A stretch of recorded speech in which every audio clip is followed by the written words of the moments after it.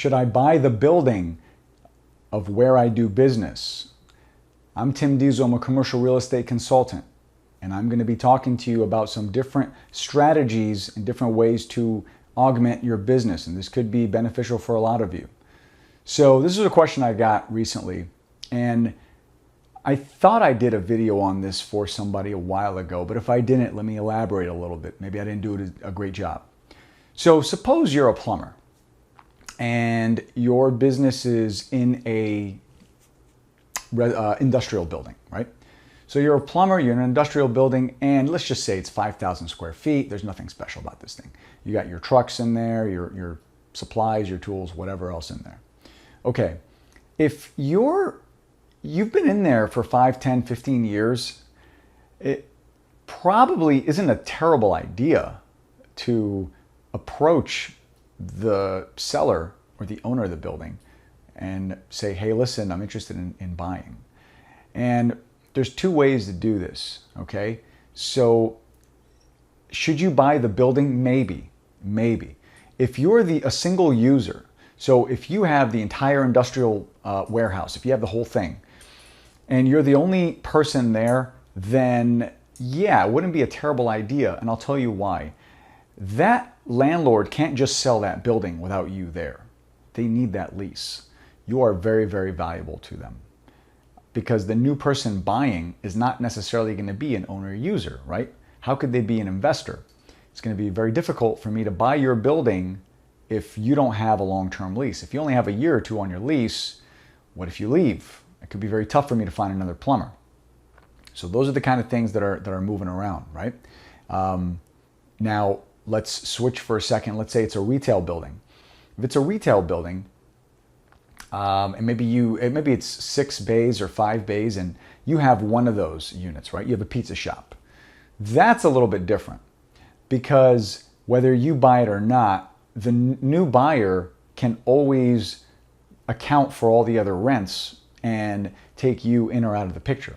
Because if you sell your business, you might sell your business to someone that's going to keep the same place, right? Keep the same location. So it's different in terms of how you're looking at it. So as an investor, does it make sense for you to do that? Are you reducing your cost? Now, if you have such a great deal on rent and you've got a 10-year lease where you're paying like $1,000 a month and the building's like $1 million, well, no, it doesn't make sense. I know people have the dream of owning everything they have, but why would you want to get your business into debt? That doesn't make any sense to me. Unless you can get favorable terms, owner financing, structure, cool things like that, then maybe. So as an industrial user, only buy the building if it makes sense for you. If you're getting a really good deal on it and rents are going up so high where you can justify for it, then yes, maybe. Now, if you're in a retail establishment or maybe an office or something where you only have a piece of that building, maybe 15 or 20% of it, then yes, it could be good, but it's not necessary. So if you have a pizza shop, you don't need to own the whole building. It doesn't make sense. If you have a cell phone store, if you have a barber shop, there's no reason for it. Sometimes it can make sense more in the industrial field. Maybe an office, if you have the office building, you have the majority, if you have 50% of it. But look at it that way. Also look at it as the seller, the landlord, when he sells it, he needs you as a tenant.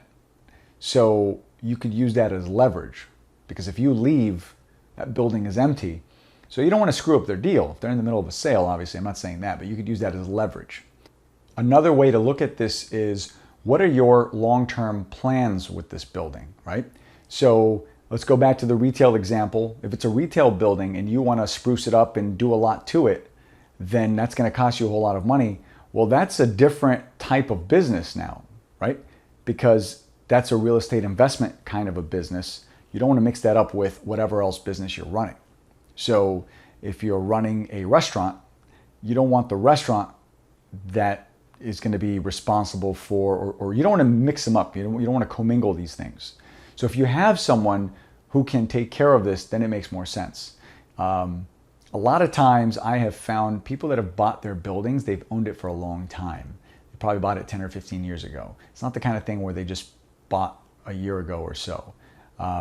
If you're going to stay in a business for a long time, you want to buy the building, that makes more sense.